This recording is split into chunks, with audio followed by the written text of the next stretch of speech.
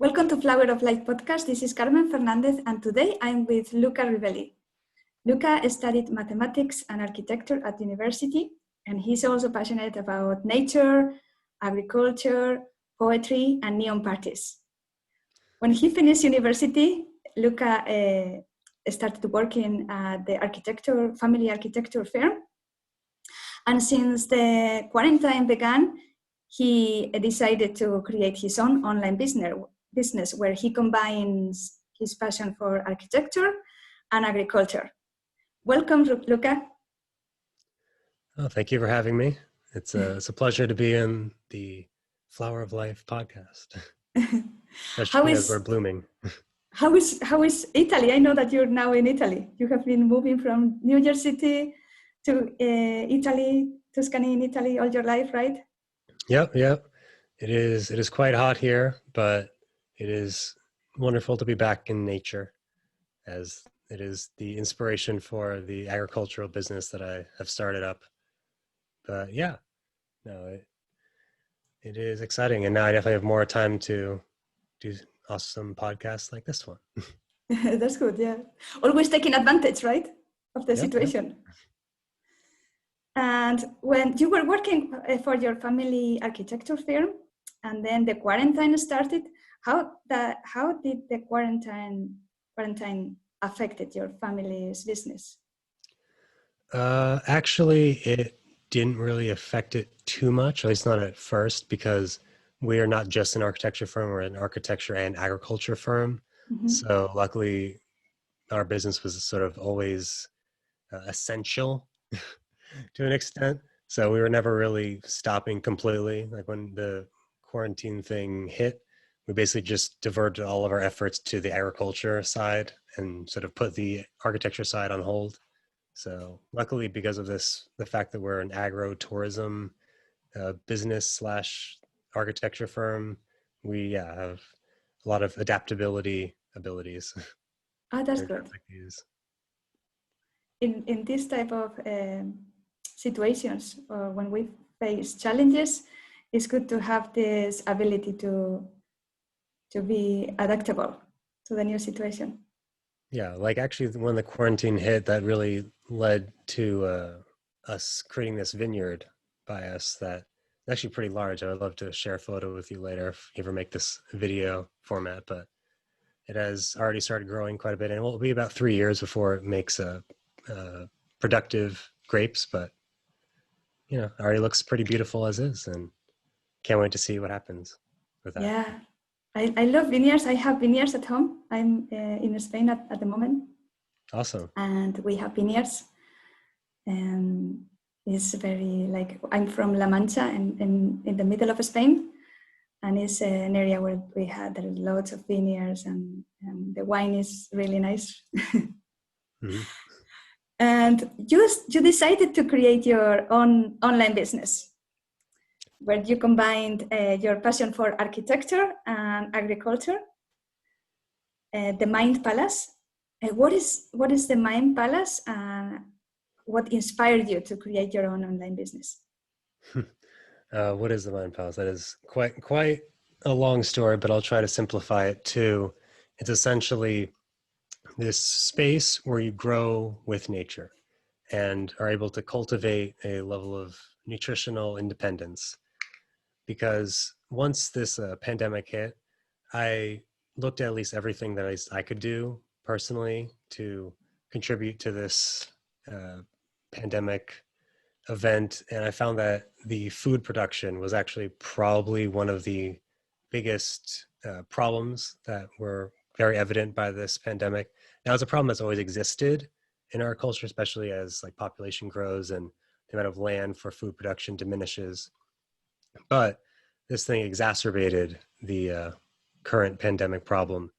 And it's actually ironically not necessarily that we're out of space or that we're out of a store shelf like for food in grocery stores, but it's the actual transportation of the food from the farm to the shopping mall that is the bottleneck that's actually creating all these like massive lines for people trying to get food for like 3 hours.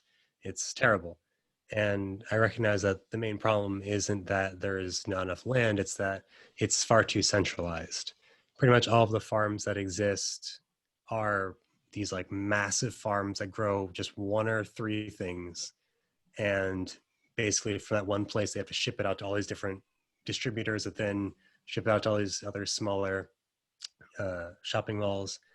And that creates a huge problem, especially when there's a pandemic like this, where, the places like uh, warehouses that store these sorts of foods are large havens for viral and bacterial spreads. So those things get shut down really easily and creates all these sorts of problems.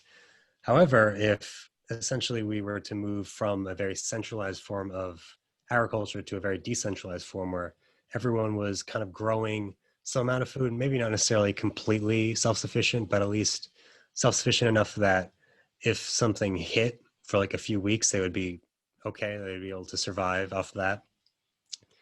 And so there's that aspect. The other aspect is the more meditative fact, because the way I see it, everyone, especially if you're in the city, you only have so much space to work with. And if you're going to devote an area of your room to like, this is where food gets grown, it has to be more than just that, because, it's not that exciting and you're really not doing that much actively in that space.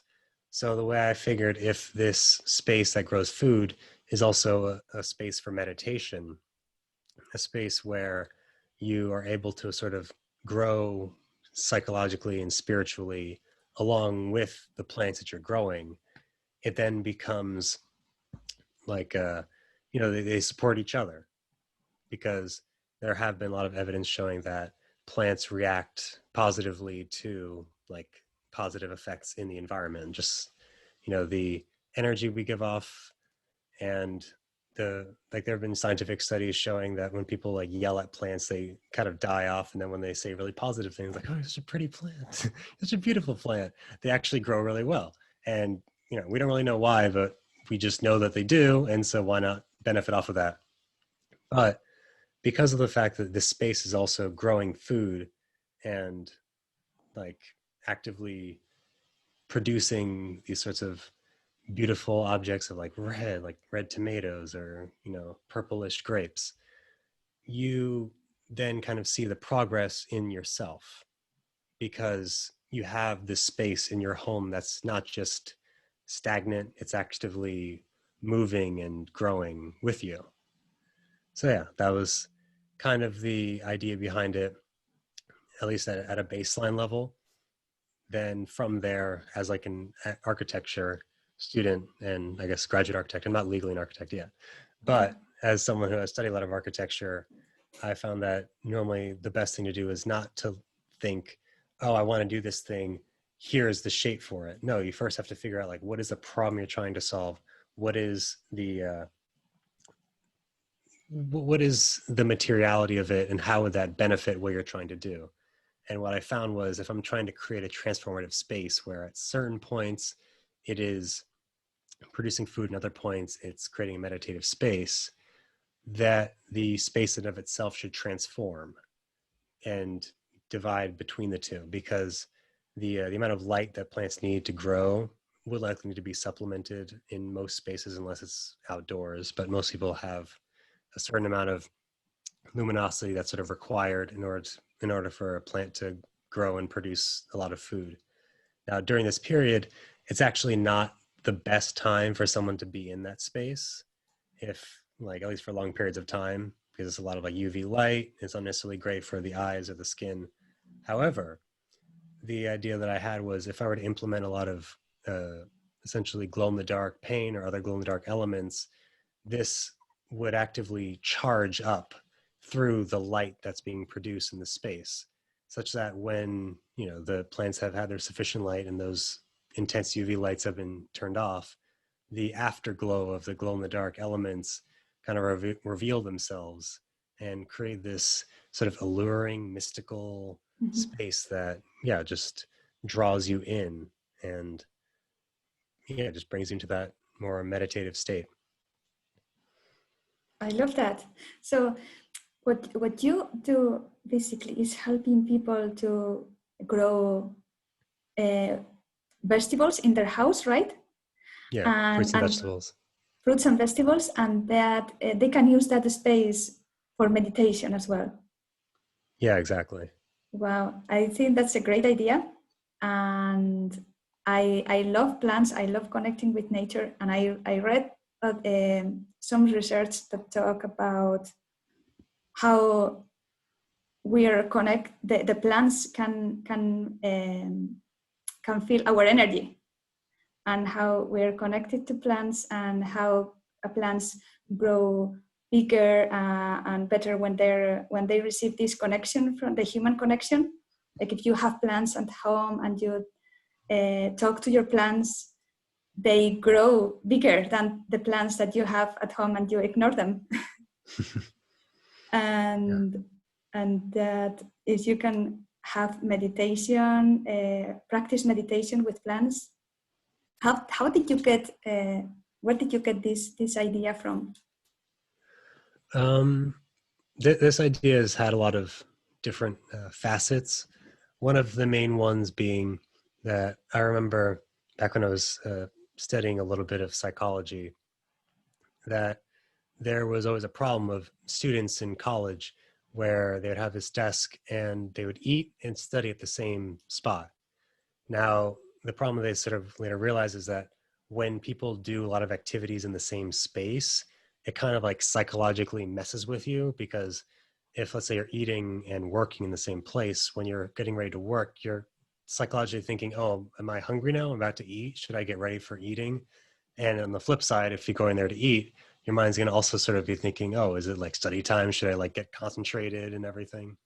So having a specific spot for meditation then became pretty evident in terms of what I was looking for. And that definitely came first, was the idea like I want a space for meditation. And I also wanted, for agricultural independence, I wanted to teach people how to grow food. And so I figured, why not just meld the two ideas together later on. Like it ended up actually, the idea kind of came to me right at the start of the business accelerator course that we were both in, that I should just put them together and just, have them go in the same direction. Cause yeah, I feel like one idea is good, but if the two can work together, then that's just, twice as good of an idea. Yes, and you have an online course in your website. Yes, I do have a course on the 6-step program on how you can essentially build your own mind palace. It's kind of tricky, and you definitely do need to have the kind of gusto to be willing to essentially build your own space with this like small course thing that I had provided. However, the way I see it, it's all scalable, and even when I was in New York, I was essentially able to scale the idea of like a mind palace down to just an individual tree. So I had like a tree that had all these lights and music and kind of like meditative atmosphere just around like the one plant. So it doesn't even have to be a whole space. Mm-hmm. But that's sort of the idea I initially wanted to go with. And definitely as I was working on the course, talking to people about like what they think would be best for them, it became evident that not everyone was super excited about like construction. Like a lot of people were like, I don't know how to build this thing, Luca. Like, I'm just a doctor. I'm just whatever, nutritionist. I'm just, this or that, an accountant. I don't know how to do this sort of stuff. And am I going to hire someone? So I figured that is definitely better for like a higher priced product, which I haven't even put out yet. Cause that's a long ways away. But for now, I'm definitely just focusing on getting the idea out there that, people should sort of take ownership and be more proactive about the issues that are facing themselves, like in the world. And it's really not that difficult. And you want to create this mind palace movement? Yeah, essentially. Essentially, what is the mind palace movement? Well, it is, basically centered around being fully self-sufficient. Like even out here in Tuscany, we're really working towards being able to, essentially cut ourselves off completely from any outside power grid or water line or anything, and really just work to essentially create our own sustainable community. And like the way I see it, the Mind Palace movement could easily extend out into like individual cities or like small towns. And the best way to do it is really, just start small, show that this is a proof of concept that it can work, and then slowly build it out. So that's where I am right now, is at the very small scale, since I just started it this year. But yeah, the way I see it, as it extends and as our demand for food and self-sufficiency increases, it'll only keep growing. Yes. What are schemes? I know that you talk about the schemes in your Instagram. Yes. What are schemes? So I've noticed schemes definitely have a negative connotation, like traditionally, but I'm trying to like reclaim the word in a sense, because I mean, part of the Machiavellianism behind it is appealing. The fact that everyone has dreams. If you really want to get ahead, like you need schemes. Like you need to kind of have a little bit of underhandedness. You can't completely follow along like the guidelines that everyone has set for you on what is good, what is right. You sort of have to go with your gut, go with your instinct. Like, what do you think is good? Because like a lot of times what's legal, it's not really what's good, because times change. And if we look at our past, there's so many laws of the past that today we would be horrified wherever legal. Like, slavery was legal, all this other terrible shit was legal. I'm sorry, are you allowed to curse on this podcast? It's okay. I'll minimize it. I'll minimize the cursing. But yeah. And so as such, the Scheming Mind Palace sort of embraces the fact that we do need to embrace that Machiavellianism, because, when you look at the origin of the word holy, like the holy man is not a man that's purely good. It is a man that has embraced the evil and the good inside themselves and has become whole. And that's where the term holy comes from. So the way I see it, if we're honest with parts of ourselves that we might feel embarrassed by or ashamed by, and just go with it, we'll all be happier for it, because we're being our true selves. Yeah. And how can we save the world? This is something that you're... Yeah, I mean, I feel like I'm doing my part. Yes. In terms of trying to spread like agricultural knowledge and other sorts of things on how we can benefit humanity and our collective consciousness. But the answer is never going to be the same for any two people. I have just been able to pinpoint where I find myself as best use, like my best uses, because I have lots of other ideas, including like repurposing plastic elements that are incredibly polluting in like the oceans and everything. But I feel like I have to have a time and a place for that kind of thing. And like right now it's like focused on agriculture, because that's where like everyone's focusing on. So when it comes to even an individual, they might have a lot of passions on how they can save the world, but it really does need to start from within.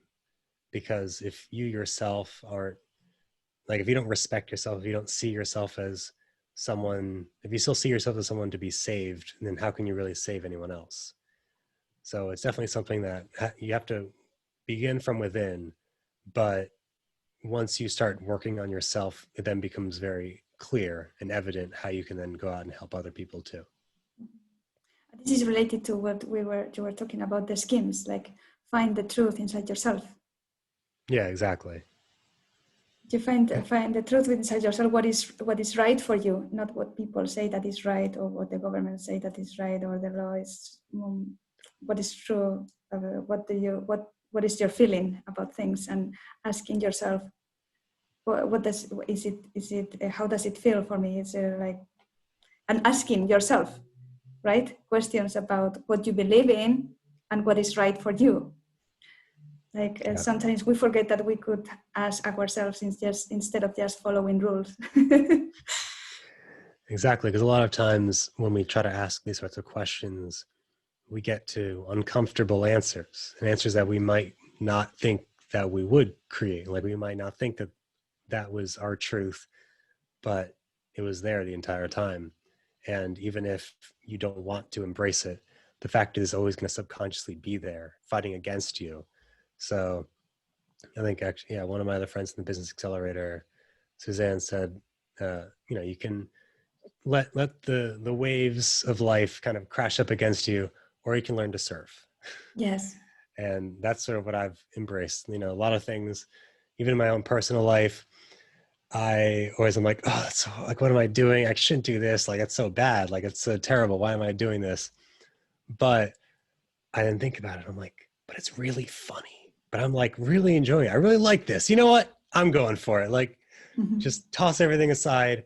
As long as I'm honest about myself, like who I am to myself and everyone else around me, then what do I really have to fear? Yes, and I think I know you from Business Accelerator, and I think you're a very authentic person. Thank Like you. Because that's I'm not trying to present myself as being any sort of perfect person. I'm far from perfect. I can show you all the mess that's surrounding me. But I'm just speaking my truth, and everyone is in process. And no yes. one is in their final form, but it's about appreciating where you are at the present and how you can make the next step. Mhm. You had there was in your life you were facing something that changed your life, right? You lost your sense of smell for 6 years. Mm-hmm. The doctors told you that you were not going to recover that sense of smell, and then you regain your sense of smell. Can you tell us about that story? Yeah, I mean, it was so random. Like when it happened, like I just had lots of colds for a while and they went away. And when I had those colds, I had lost my sense of smell and I assumed it would come back, but it just never did. And it wasn't until I went to see some doctors and they did some like MRI scans. They found I had like this polyps like right on like my olfactory nerve or whatever. They said that even if they did surgery, it would grow back. So there's really no cure. And we had these antibiotics you can take that are like these massive horse pills that'll make you smell really intensely for like a week, but then that's it. And so I just kind of accepted it, kind of thought, okay, this is my new reality. I'm living in New York. It kind of stinks too. So like the city itself smells a lot. So maybe it's kind of a benefit. But yeah, there'd be so many times where let's say I'd be on dates or be other respective people who would have these nice smells and I wouldn't be able to appreciate them. That'd be very unfortunate. So eventually I just, you know, gave up on trying to assume this is my new reality and that the doctors were all right about everything and just figured, you know what, I'm just going to start doing a lot of breath work, start focusing more on my diet, having more fruits and vegetables, like cutting back on a lot of junk stuff that I was eating. But I feel like it was mostly like the breath work and meditation that, I don't know, just slowly I started being able to smell really well, like once a week and then a couple times a week. And now it's pretty much all the time. And I don't really have any single explanation of like, this is the one thing I did to solve that problem, because it was a overall health improvement period. But the fact was that I was able to do something that all these different specialists I had visited said was like impossible. And I have no explanation as to why I didn't take another MRI scan to check to see if it was all good. I just know I can smell now, and I just embraced it. And so after that, I definitely stopped like 100% respecting authority as much, because I'd been to all these people that had studied medicine and studied all like even specifically sense of smell, and they all had these answers of like, just don't bother, we can like medicate you and do all this stuff, but then there's all these side effects. And yeah, so after that I also just realized that I guess I was a lot more powerful and a lot stronger, and I was a lot more capable of solving my own problems than I thought I ever could be. Like I always thought that I needed to be consulting someone of higher intelligence and higher speciality in a certain field for me to achieve like the next step in myself. until I just realized that if I were to take my own, take my own life by the horns, that, it would be all the better for it. So that's that story. What type of breath work and meditation do you do? Definitely a lot of Wim Hof breathing. Mm-hmm. I saw him on YouTube, like I'm sure many people have, like doing all those crazy feats of like swimming under the Arctic ice for 8 minutes and climbing out Mount Everest in his shorts. And I was like, well, there's definitely something there. I should just try that. And the awesome thing about the Wim Hof method is once you know how to properly do it, because there were a little times early on when I knew I wasn't doing it right, but I was still doing something, and I felt something. But it wasn't until I really started understanding, like, oh, it's about like belly breathing, not just like chest breathing, and really sticking with the higher amount of repetitions, because you need to do about like 30 or 40 like deep breaths in to really get this like feeling, this sort of like tingling sensation in your fingers and toes. And that's when you do like the hard breath hold. I don't know about how well versed you are in Wim Hof method, but yeah, it was pretty great. And then also on the flip side, didn't need to wear jackets anymore or sweatshirts when it was cold. Like there was like this polar vortex that everyone was like freaking out about, and I was just wearing a tank top. And I remember posting a video of it on Snapchat or whatever, and everyone was freaking out. Like, what are you doing, Luca? And I'm like, haha. I'm just a superhuman. What can I say? But yeah, so that kind of breath work and meditation I found was very helpful. But the other thing that I noticed and learned a lot from that whole period was that there really isn't like a one size fits all method for meditation. Like everyone has their own like best way for meditating.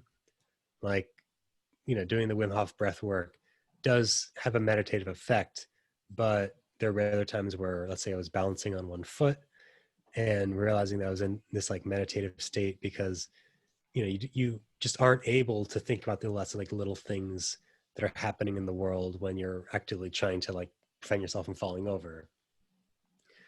And not only that, but as I was learning to meditate and also researching more and more about the methods that people use, I found that also just creating an image in your mind, like for me, it was like, let's say like a Japanese screen that was like I don't know, like a movie screen over pure white. And whenever an idea would pop into my head, I would like project the image of what I saw onto that screen, and I would just part it away.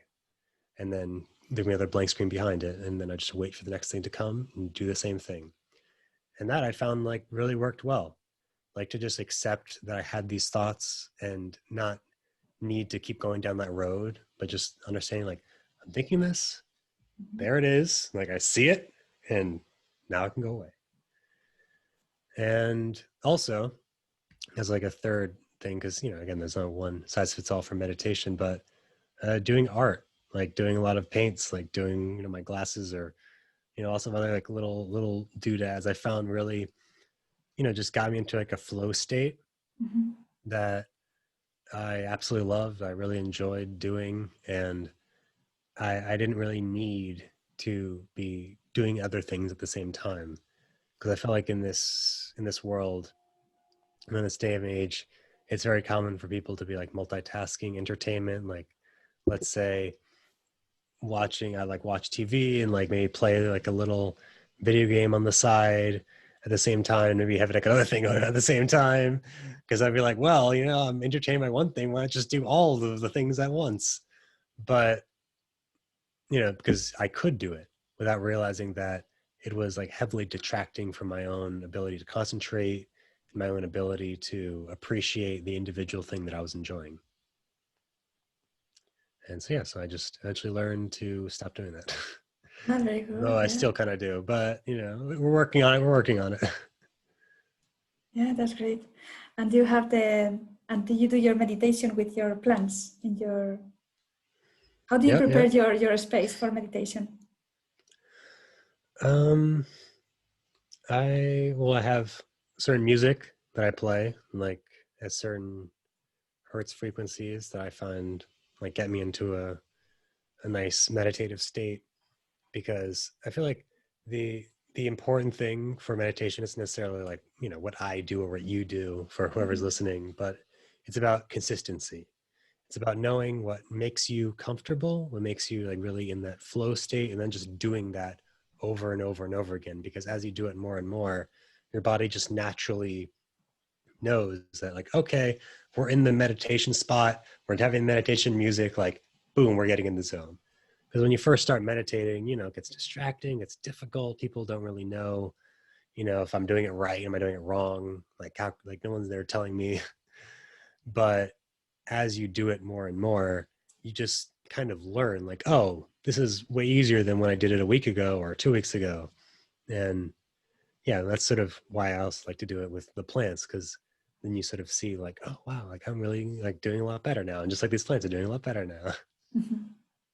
And were you doing meditation and breath work every day, or how often did you do that? I wish I could do it every day. Like I wish I was that consistent in terms of the breath work itself. Like the meditation I do pretty much every day just because I enjoy it so much, especially when I do like art making meditation. Like that's like the thing I always make time for, even if I've got a lot to do. It always sneaks its way in. But breath work, that one is like much more of a conscious exercise, and it isn't something that I'm necessarily like, making a thing and then after that I see the thing I've made. With breath work, it's trickier.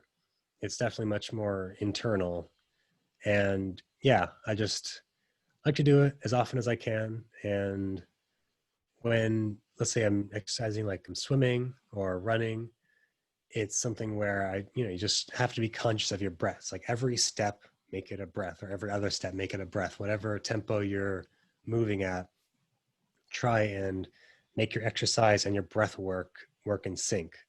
And then, you're essentially doing breath work while you're working out, and you get like a nice natural high off of it because you're really getting in this zone too, and you're really enjoying it.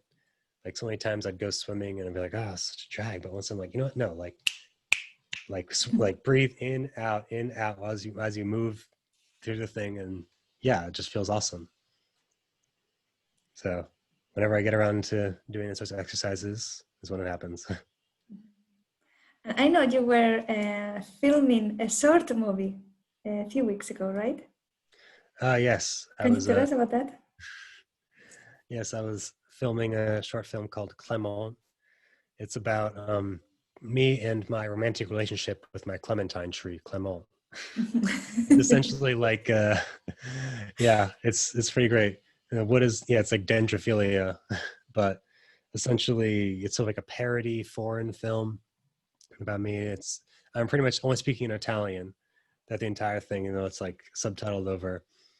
And yeah, it's basically about me and the kind of ins and outs of what happens when my friends what my friends actually think of, or think what I do when I'm all alone is what my director friend essentially said.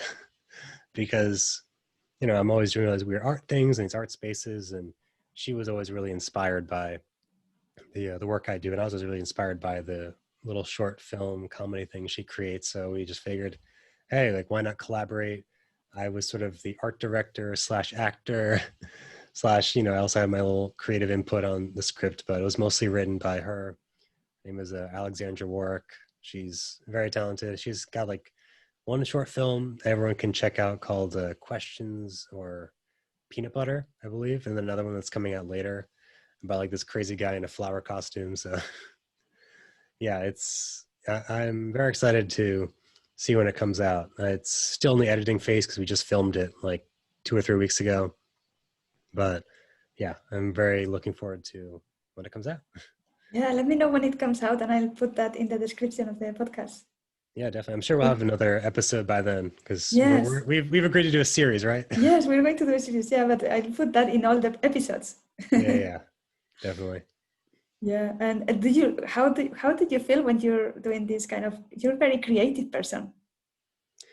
Yeah, no, And no. did you find that meditation helps you with this creativity, or have you always been like that? I think it actually really has, because I feel like even though, I'm clearly a very creative person now, there were, I was super creative when I was really young. And I really felt like when I turned into like 13, like early teens, I really became much more self-aware and self-conscious about the art I was producing, like wasn't good enough. There's other friends that were much better. And I just kind of stopped. I really would just do some doodles now and then that I would kind of enjoy doing, but I never really committed to doing art until I eventually went into architecture school at Rhode Island School of Design, which is a design and art school. So I was kind of forced back into the art world. And, it was something that definitely took a little bit of growing pains to get into. But now that I've gone through it and I really understand like the process of production and, creating art through critique by basically accepting that everything I make is basically just trash. Like whatever I make is just trash that is getting refined over and over and over. And maybe I'll find like some gem out of it, but don't ever like, create something with the anticipation of like, this is the most amazing thing ever. Because it's probably not. And honestly, it's probably good that you have people in your life that are willing to be honest with you and tell you their critiques. And obviously, that's not to say you should take everything that everyone says fully like on their word. Like understand where someone's expertise is, where someone's you know where someone's desire is in terms of telling you that critique. But it's always good to have other opinions. Like whenever you look at rare works of art, like let's say the original Star Wars, that one was a huge collaborative effort. Like the main person, George Lucas, he was the main creative force behind it, but he would never have made it like the refined masterpiece that it was if it wasn't for these other people around him. Once he started making the prequels, that was all him. Those were like trash. Now the creative part was amazing, but like the writing, all the other stuff was just like terrible. And that's because they were like, you did so well in those first three, you can do everything in these other ones. And like, no, you really like you need bumpers. Like I feel like this other close friend of mine, friends said that like her like input on my creative force is like I'm a bowling ball. It's like going down, going down an aisle, going in all different directions. She's like the bumpers on the side that's just helping it stay in lane so that it like gets some pins down. It's not going to be a strike every time, but we'll get a few points out of it. And And yeah. where can people find you, Luca? Oh, well, you can find me on Instagram. I'm the True Party King. At least that's my main page where I put all of my like schemes, my podcast stuff, my cool little like trippy art, music, like short things that I create every once in a while, like every week. And then the business that I am producing, the Mind Palace, has its own page. It's called at the True Mind Palace. And yeah, they have that. There's obviously also my website people can go check out, mindpalace.net. But yeah, I feel like the thing I update most of all is my Instagram pages. So if you really want to be up to date on all of my latest schemes, you know where to find me. True Party King or True Mind Palace on Instagram. And in your website, you have your online course, and you also have a free 3 video series, right?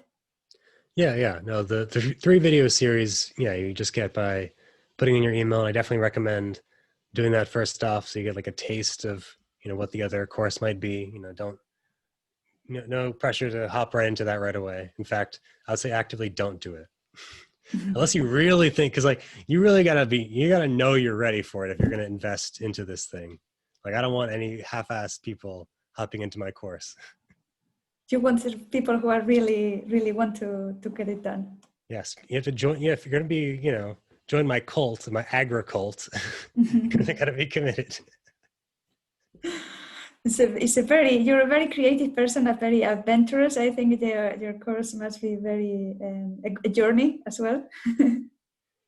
Yeah, no, thank you very much. I'm very excited about where this leads Yes. because, I mean, the way I see it, my creative force it is what it is. I feel like it has a lot of refinement required, but the more I collaborate on, podcasts such as this or, the short film working with my friend or other things, the more that I grow and the more that we all grow together, because that is how we go furthest is together.